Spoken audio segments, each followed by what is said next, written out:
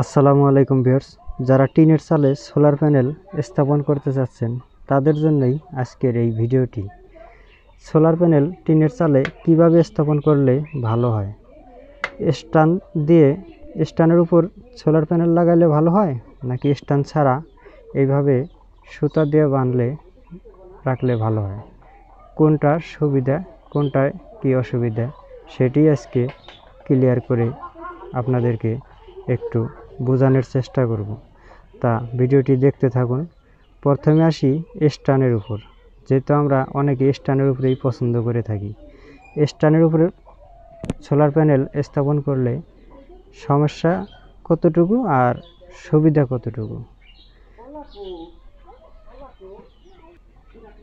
স্ট্যান্ডের উপর প্যানেলটি স্থাপন করলে অসুবিধা হলো, প্রথমেই স্ট্যান্ডটা আপনার খুব তাড়াতাড়ি নষ্ট হয়ে যায়, কারণ বাইরে রোদ বৃষ্টি ধুলাবালিতে যে স্ট্যান্ডটা থাকে এটি কোনো অ্যালুমিনিয়ামের স্ট্যান্ড না, লোহার স্ট্যান্ড হয়ে থাকে, যার কারণে খুব দ্রুত নষ্ট হয়ে যায় স্ট্যান্ডটা।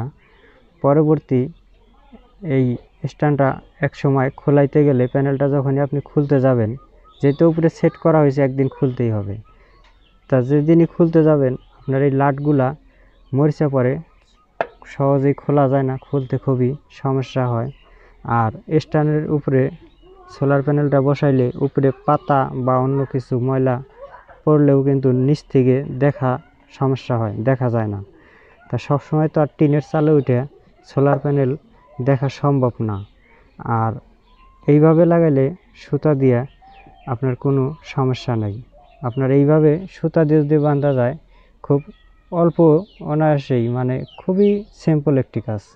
এইভাবে প্যানেলের 4টি ছিদ্র আছে, এই সুতা লাগিয়ে আপনারা এইভাবে বাঁধতে পারেন, এতে কোনো অসুবিধা নাই।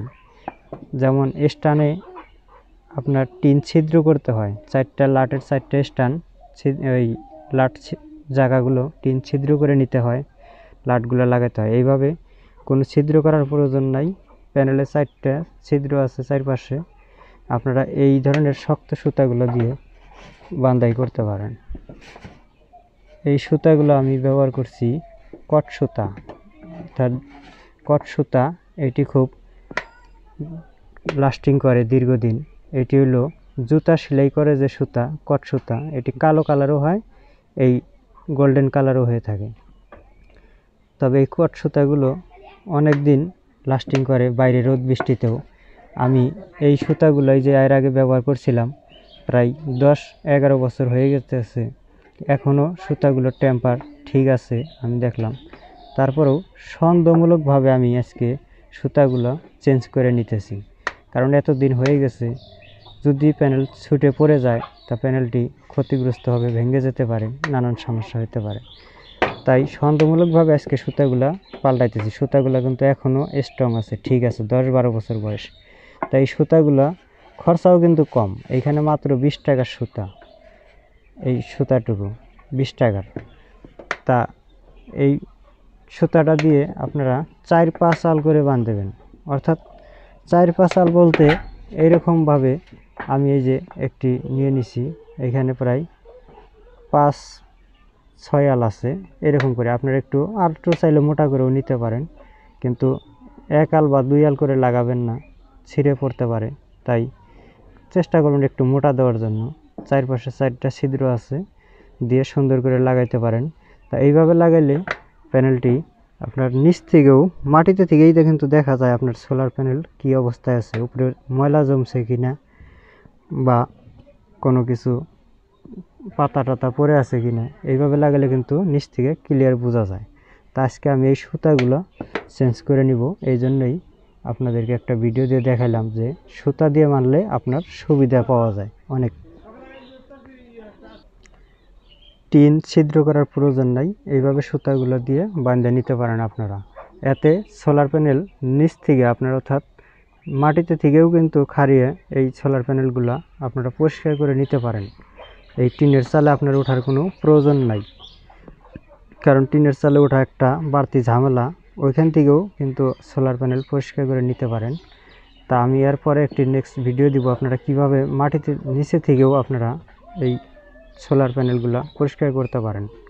সেই বিষয়ে একটি ভিডিও আপলোড করব শীঘ্রই, কারণ টিনের চালে সবসময় ওটা সম্ভব হয় না।